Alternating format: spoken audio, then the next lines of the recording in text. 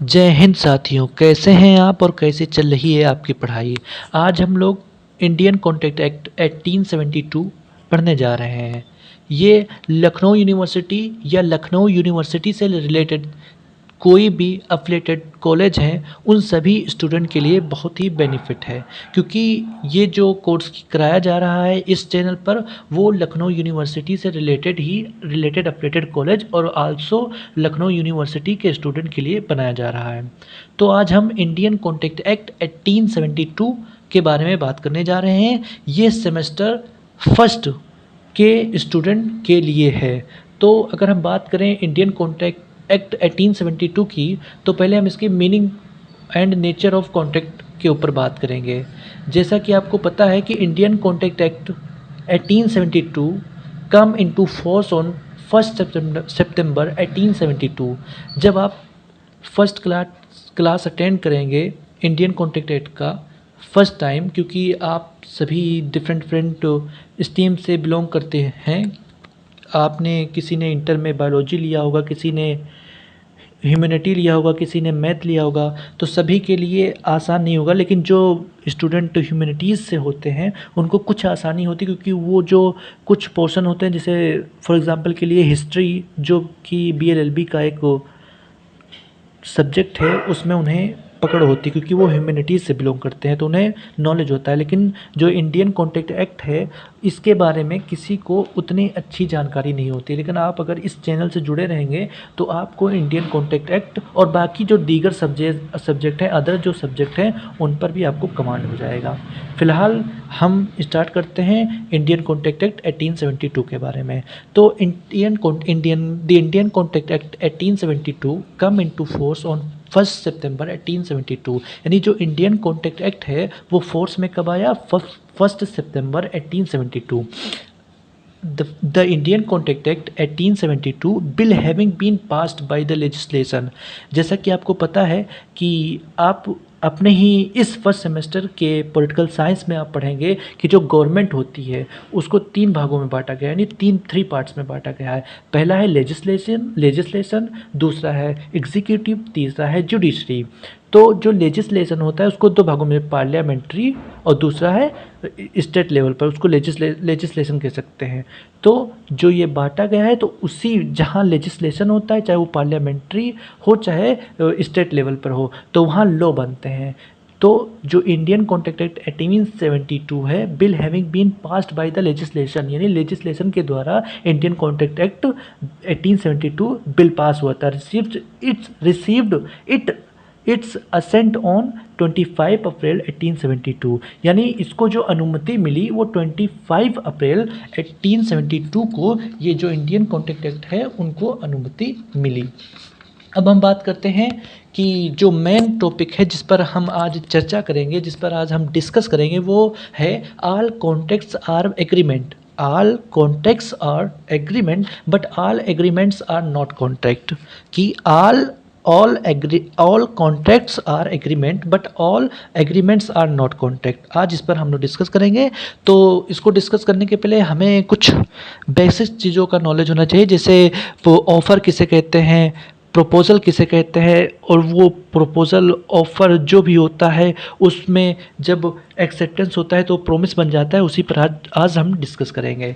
तो पहले हम बात करते हैं ऑफ़र की। ऑफ़र को इंडियन कॉन्ट्रैक्ट एक्ट 1872 के सेक्शन 2 क्लॉज 1 में डिफाइन किया गया है, जबकि एक्सेप्टेंस को इंडियन कॉन्ट्रैक्ट एक्ट 1872 के सेक्शन 2 के क्लॉज B में डिफाइन किया गया है। और इसी प्रकार ही जो प्रॉमिस होता है, जो जब ऑफ़र प्लस एक्सेप्टेंस आपस में मिल जाते हैं, यानी दो पर्सन होते हैं, पहला ऑफरर, दूसरा होता है ऑफरी। यानी जो पर्सन दूसरे पर्सन को ऑफ़र देता है, यानी जैसे अगर हम हैं, मेरे पास एक पेन है, अगर हम किसी अदर पर्सन को कहेंगे कि मेरे पास एक पेन है, अब मैं आपको बेचना चाहता हूँ, यानी मेरे पास जो पेन है वो मैं दूसरे पर्सन को कह रहा हूँ कि मेरे पास पेन है, आप इसको ले लीजिए, तो उसमें मैं ऑफरर कह रहा हूँ, और जो अदर पार्टी होगी जिसको मैं पेन बेचना चाहता हूँ वो ऑफरी कहलाएगा। तो जब ऑफरर प्लस ऑफरी यानी जब हमने ऑफरर एज अ ऑफरर जब ऑफरी को कहा कि मेरे पास एक पेन है, मैं आपको बेचना चाहता हूँ, तो जब ऑफरी इसको एक्सेप्ट कर लेगा, जब ऑफरी यानी अदर पर्सन इसको एक्सेप्ट कर लेगा तो प्रॉमिस बन जाएगा। बात क्लियर हुई कि नहीं? नहीं, जब ऑफरर ऑफरी को जब किसी चीज़ को बेचने के लिए, सेल करने के लिए किसी थिंग्स को दूसरे को देगा, तो जब ऑफरी उसको एक्सेप्ट कर लेगा, तो जो ये ऑफरर ऑफरी के बीच में जो एक्सेप्टेंस होगा वो डायरेक्ट प्रॉमिस बन जाएगा। तो जो प्रॉमिस होता है उसको इंडियन कॉन्ट्रैक्ट एक्ट 1872 के सेक्शन 2 क्लॉज बी में डिफाइन किया गया है। यानी एक्सेप्टेंस हो या प्रॉमिस हो, दोनों को इंडियन कॉन्ट्रैक्ट एक्ट 1872 के सेक्शन 2 क्लॉज 2 में डिफाइन किया गया, क्लॉज बी में डिफाइन किया गया है। अब हम बात करते हैं एग्रीमेंट। यानी एग्रीमेंट किसे कहते हैं, पहले इसको बात करें कि इसको इंडियन कॉन्ट्रैक्ट एक्ट 1872 के किस सेक्शन में डिफाइन किया गया है। तो एग्रीमेंट को इंडियन कॉन्ट्रैक्ट एक्ट 1872 के सेक्शन 2 क्लॉज ई में डिफाइन किया गया है। तो एग्रीमेंट किसे कहते हैं, एनी प्रॉमिस जिसमें कंसिडरेशन शामिल हो जाए उसको एग्रीमेंट कहते हैं। यानी कि जब पहले हम समझेंगे कि कंसिडरेशन किसे कहते हैं। कंसिडरेशन यानी समथिंग फॉर समथिंग, यानी कुछ के बदले कुछ।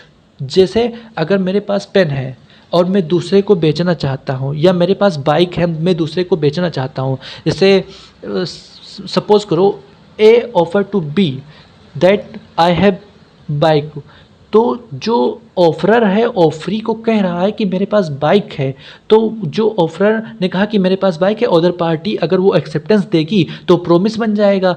तो जो अदर पार्टी होगा यानी ऑफरी वो एक्सेप्टेंस देगा तो वो प्रॉमिस बन जाएगा। और जो प्रॉमिस में कंसिडरेशन यानी कि ए ने बी को बाइक बेचने को कहा और बी ने बाइक के बदले में उसको पैसा देगा, ऑफरर को पैसा देगा। तो बोथ साइड यानी कि ऑफरर की तरफ से ऑफरी की तरफ से भी समथिंग फॉर समथिंग हो रहा है, यानी कि ऑफरर को पैसा मिल रहा है, ऑफरी को बाइक मिल रही है। तो जब उसमें कंसिडरेशन इसी को कहते हैं, जब समथिंग फॉर समथिंग यानी कुछ के बदले कुछ मिले उसको हम कंसिडरेशन कहते हैं।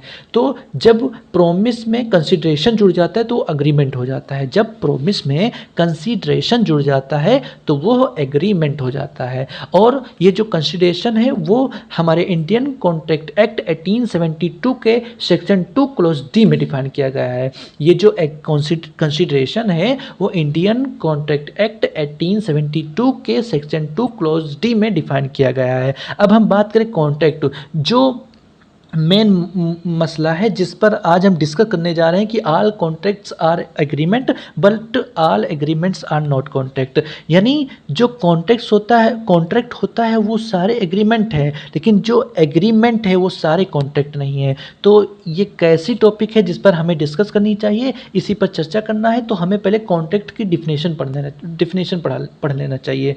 तो जो कॉन्ट्रैक्ट का डिफिनेशन है वो इंडियन कॉन्ट्रैक्ट एक्ट 1872 के सेक्शन 2 क्लोज एच में डिफाइन किया गया है। तो according to section 2 clause H, any agreement enforceable by law that is called contract. अब इनफोर्सिएबल क्या होता है, यही मेन मसला है जो जिससे एक एग्रीमेंट कॉन्ट्रैक्ट बनता है। एक एग्रीमेंट कॉन्ट्रैक्ट बनता है जब वो इनफोर्सिएबल बाय लॉ होता है। यानी दो पर्सन के बीच में हमारे रोज़मर्रा यानी डेली लाइफ में आपस में हम सोसाइटी में कॉन्ट्रैक्ट करते रहते हैं। अब आपको पता नहीं होगा, जैसे हम जब बाज़ार में जाते हैं, चाहे वो गुड्स लेने जाते हो या वेजिटेबल लेने जाते हो, कुछ भी लेने जाते हो, तो वहाँ कॉन्ट्रैक्ट होता है। लेकिन सारे कॉन्ट्रैक्ट एग्रीमेंट नहीं होते, सारे एग्रीमेंट कॉन्ट्रैक्ट नहीं होते, लेकिन सारे कॉन्ट्रैक्ट एग्रीमेंट होते हैं। तो इसी पर आज डिस्कस करना है। जैसे अगर हम इन्फोर्सिबिलिटी की बात करें, यानी जो लॉ के की नज़र में लीगल हो उसको इन्फोर्सिबिलिटी कहते हैं। जस्ट लाइक अगर मैं एक पर्सन हूँ जो एज किसी कंपनी में काम कर रहा हूँ और उसने मुझे रखा है कि अगर आप हमारे यहाँ काम करेंगे तो हम आपको मंथली 1 लाख रुपीज़ या 4,000 या डिपेंड ऑन द वर्क हम आपको देंगे। तो इसमें ऑफरर ने ऑफरी को कहा कि आप हमारे यहाँ आइए, काम करिए और हम आपको पैसा देंगे, तो वहाँ प्रॉमिस बन गया, उसमें कंसिडरेशन भी जुड़ गया, जहाँ वो एम्प्लॉय होगा वो कंपनी के लिए काम करेगा, कंपनी और एम्प्लॉय को उसके बदले में पैसा देगी, तो ये एग्रीमेंट बन गया। अब एग्रीमेंट बनने के बाद वो जो एम्प्लॉय होगा वो 1 महीने काम करेगा, और अगर उस कंपनी ने उस एम्प्लॉय को पैसा नहीं दिया तो वो जो एम्प्लॉय होगा वो उस एग्रीमेंट को इन्फोर्सिएबल करा सकता है, क्योंकि वो एग्रीमेंट इन्फोर्सिएबल बाय लॉ है, इसीलिए वो कॉन्ट्रैक्ट बन जाता है, क्योंकि वो जो टॉपिक है वो इलीगल नहीं है जिस पर वो कोर्ट में जाकर केस पिटीशन फाइल कर सकता है। तो any agreement all but all contracts are agreement but all agreements are not contract, क्योंकि जो भी एग्रीमेंट होंगे वो सभी कॉन्ट्रैक्ट नहीं हो सकते, क्योंकि कॉन्ट्रैक्ट होने के लिए कुछ चीज़ों को ध्यान में रखना चाहिए। जो कुछ चीज़ें होती हैं जिनको ध्यान में रखना है, जो एक एग्रीमेंट को कॉन्ट्रैक्ट बनाती है, वो कुछ थिंग्स इस प्रकार है जो इंडियन कॉन्ट्रैक्ट एक्ट 1872 के सेक्शन 10 में डिफाइन किया गया है। पहला जो डिफाइन किया गया है इंडियन कॉन्ट्रैक्ट एक्ट 1872 में, वो है सेक्शन 10 डिफाइन करता है when an agreement becomes contract, यानी कब एक एग्रीमेंट कॉन्ट्रैक्ट बनता है। तो इसमें ये सम कंडीशन है जिसमें एग्रीमेंट कॉन्ट्रैक्ट बन जाता है। When these condition fulfil then an agreement becomes contract. पहला कंसिडरेशन होना चाहिए, यानी ऑफरर और ऑफरी को कुछ समथिंग फॉर समथिंग, यानी कुछ के बदले कुछ मिलना चाहिए, तभी वो एग्रीमेंट कॉन्ट्रैक्ट बन सकता है, तभी वो एग्रीमेंट कॉन्ट्रैक्ट बन सकता है। अब हम बात करें दूसरे इसेंशियल की जिसकी वजह से एक एग्रीमेंट कॉन्ट्रैक्ट बन जाता है, दूसरा है कम्पिटेंट पार्टीज़। कम्पिटेंट पार्टीज़ इसमें 4-5 चीज़ें हैं जिसकी वजह से और इसमें कम्पिटेंट पार्टी नहीं, कम्पिटेंट पार्टीज़ लिखा है, यानी कि जो ऑफरर और ऑफरी, यानी जो दोनों हैं, ऑफरर ऑफरी, या ऑफरर को प्रोमिसर कहते हैं और प्रोमिसर भी कह सकते हैं, प्रोमिसर भी कह सकते हैं, और ऑफरी को प्रोमिसी भी कह सकते हैं। तो ये जो ऑफरर और ऑफरी होते हैं, ये दोनों में ये सारे गुण होने चाहिए। फर्स्ट है दे शुड बी मेजर, यानी जो बोथ पार्टी है ऑफरर और ऑफरी वो दोनों ही मेजर होने चाहिए। सेकंड पॉइंट है they should be sound mind, यानी दोनों साउंड माइंड के होने चाहिए, अनसाउंड माइंड के नहीं होने चाहिए। और थर्ड है they should not disqualified by law, यानी उनको लॉ के बारे में जानकारी होनी चाहिए, ऐसा ना हो कि उनको लॉ के बारे में जानकारी ना हो। और फोर्थ है they should not be alien enemy, that means alien enemy का मतलब ये है कि जो ऑफरर और ऑफरी है इनके बीच में जो कॉन्ट्रैक्ट होगा ये इंडियन टेरिटरी के बीच में हो सकता है, आउट ऑफ इंडियन टेरिटरी के बीच में भी हो सकता है। तो जो अदर कंट्री से आप कॉन्ट्रैक्ट कर रहे हैं, जो अदर कंट्री है उससे हमारी कंट्री के बीच में वार नहीं चल रहा हो, हमारे कंट्री के बीच और उनके कंट्री के बीच जिसके बीच आप कॉन्ट्रैक्ट कर रहे हैं उनका और आपके बीच में जो कॉन्ट्रैक्ट होगा उन दोनों कंट्रीज में आपस में लड़ाई झगड़े वार नहीं होना चाहिए, तब जाकर ये एक वैलिड थिंग्स बनेगा कि एग्रीमेंट कॉन्ट्रैक्ट बन सकता है। अगर हम तीसरी टॉपिक की बात करें जो बहुत ही महत्वपूर्ण है, फ्री कंसेंट। एक कंसेंट होता है, एक फ्री कंसेंट होता है। कंसेंट जो इंडियन कॉन्ट्रैक्ट एक्ट 1872 के सेक्शन 13 में डिफाइन किया गया है। कंसेंट में बेसिकली ये होता है कि उसमें फ्री कंसेंट नहीं होता, जबकि फ्री कंसेंट इसमें ये होता है कि एक पर्सन अपनी स्व इच्छा से कोई भी कॉन्ट्रैक्ट में एंट्री करता है, जबकि कंसेंट में ऐसा नहीं होता। उसमें इलीगल तरीके से भी आप किसी भी कॉन्ट्रैक्ट में एक पर्सन को एंट्री कर सकते हैं विदाउट उसके कंसेंट, यानी फ्री कंसेंट के बगैर आप किसी पर्सन को उस एक कॉन्ट्रैक्ट में इन्वॉल्व कर सकते हैं, तो उसको कंसेंटशिप कहेंगे, जो इंडियन कॉन्ट्रैक्ट एक्ट 1872 के सेक्शन 13 में डिफाइन किया गया है। तो फ्री कंसेंट जब होगा नॉट टू टेक बाई, मतलब कुछ चीज़ें होंगी जो जिसके द्वारा नहीं ली गई होंगी, तब वो कॉन्ट्रैक्ट फ्री तब वो कंसेंट फ्री कंसेंट कहलाएगा। These are some things by which the consent called free consent. तो पहला है कोर्जन, कोर्जन जो इंडियन कॉन्ट्रैक्ट एक्ट 1872 के सेक्शन 15 में डिफाइन किया गया है। कोर्जन यानी धमकी देना, किसी को डरा धमका कर वो उसको ज़बरदस्ती कॉन्ट्रैक्ट में एंट्री कराना। और दूसरा है अनडू इन्फ्लुएंस, जो इंडियन कॉन्ट्रैक्ट एक्ट 1872 के सेक्शन 16 में डिफाइन किया गया। अनडू इन्फ्लुएंस यानी कि वो दो पर्सन हैं, एक पर्सन अमीर है, एक पर्सन गरीब है, तो जो अमीर पर्सन है वो गरीब पर्सन को अंडर इन्फ्लुएंस यानी कि अपने पावर की वजह से दूसरे को प्रभावित ना करे, यानी अपनी पावर को दिखाकर किसी दूसरे पर्सन को कॉन्ट्रैक्ट में एंट्री कराना कि आप कॉन्ट्रैक्ट में एंट्री करो क्योंकि हम आपसे ज़्यादा सीनियर हैं, हम सुपीरियर, आप इंफीरियर हैं, तो ये सब करके भी आप कॉन्ट्रैक्ट में इंटर नहीं कर सकते हैं। तो ये भी एक वैलिड कंडीशन है for becoming agreement to contract. अगर हम थर्ड की बात करें तो फ्रॉड ये इंडियन कॉन्ट्रैक्ट एक्ट 1872 के सेक्शन 17 में डिफाइन किया गया है। फ्रॉड बेसिकली इसमें इंटेंशन जो होता है वो मेलाफाइड होता है। मेलाफाइड यानी ये एक लैटिन वर्ड है जो लॉ के स्टूडेंट हैं और जो जैसे आप लोग हैं आपको जानना जरूरी है। मेलाफाइड यानी कि बैड इंटेंशन, एक बोनाफाइड होता है, एक मेलाफाइड होता है। मेलाफाइड यानी कि बैड इंटेंशन, यानी किसी चीज़ को करने की आपकी स्वेच्छा है कि हम ये जो काम करेंगे वो इलीगल ही होगा। तो फ्रॉड में जो कंडीशन होती है उसमें जो फ्रॉड करता है उसको पता होता है कि हम जो कर रहे हैं वो इलीगल है, उसको फ्रॉड कहते हैं। तो अगर ये भी कंडीशन होगा तो एग्रीमेंट कॉन्ट्रैक्ट नहीं बनेगा। अगर हम मिस रिप्रेजेंटेशन की बात करें तो अगर आप मिस रिप्रेजेंटेशन की बात करोगे तो ये जो इंडियन कॉन्ट्रैक्ट एक्ट है 1872 उसके सेक्शन 18 में डिफाइन किया गया है। जब आप मिस रिप्रेजेंटेशन की बात करेंगे तो आपको ये सेम टू सेम फ्रॉड की तरह लगेगा, लेकिन इसमें बेसिक डिफरेंस ये है कि जो फ्रॉड होता है वो मेलाफाइड यानी कि बैड इंटेंशन उसमें पहले से डिफाइन होता है, जबकि मिस रिप्रेजेंटेशन में ये होता है कि इसमें बोनाफाइड यानी कि इसमें गुड इंटेंशन होता है, किसी दूसरे को हार्म पहुंचाना इसका इंटेंशन नहीं होता, लेकिन बिकॉज ऑफ सम कंडीशन वो ख़राब हो जाता है, वो उसमें मिस्टेक हो जाते हैं। तो वो जो बोनाफाइड मैनर में ही क्यों ना किया गया हो वो थिंग्स, लेकिन वो इलीगल होगा जिसकी वजह से एग्रीमेंट कॉन्ट्रैक्ट नहीं बन सकता है। अगर हम पांचवी चीज़ की बात करें तो पांचवा है मिस्टेक जो इंडियन कॉन्ट्रैक्ट एक्ट 1872 के सेक्शन 20, 21, 22 में डिफाइन किया गया है।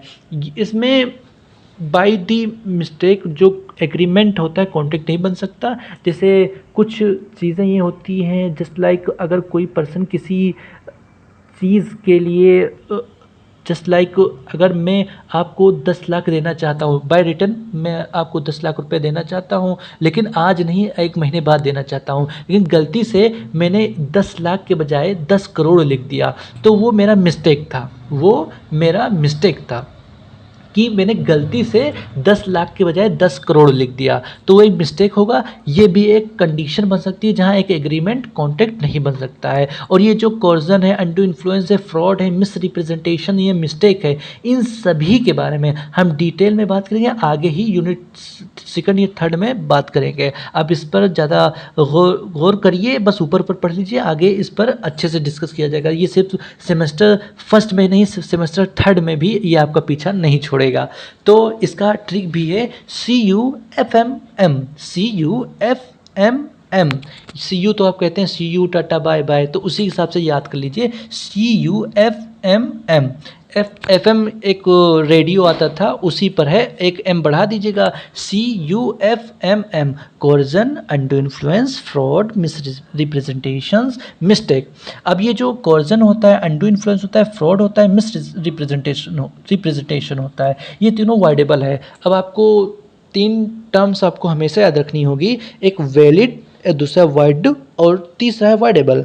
जो वैलिड होता है वो लीगल होता है, दैट मीन्स जो वैलिड होता है आप उसको इन्फोर्स करा सकते हैं इन दी आइज ऑफ कोर्ट, यानी अगर कुछ चीज़ें वैलिड होती हैं तो आप उसको इन्फोर्स करा सकते हैं कि ये चीज़ मेरी वैलिड थी। और जैसे अगर आपने कॉन्ट्रैक्ट किया, जैसे अभी हमने एग्जांपल लिया था एम्प्लॉय वाला, कि एक पर्सन किसी कंपनी में काम करता है, अगर वो काम कर रहा है और एग्रीमेंट हो भी गया, अब 1 महीने उसने काम किया, पैसा आपने कंपनी ने नहीं दिया, तो वो इन्फोर्स कर सकता है कोर्ट में कि मैंने 1 महीने काम किया और कंपनी ने पैसा नहीं दिया।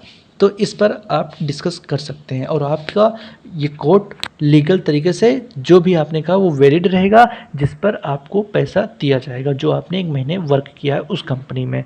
और जबकि अब वाइडेबल कंडीशन की बात करें, वाइडेबल कंडीशन वो होता है जिसमें 2 पार्टीज़ होती हैं, just like offeror and offeree. इसमें ये होता है कि अगर एक पर्सन चाहे तो वो कोर्ट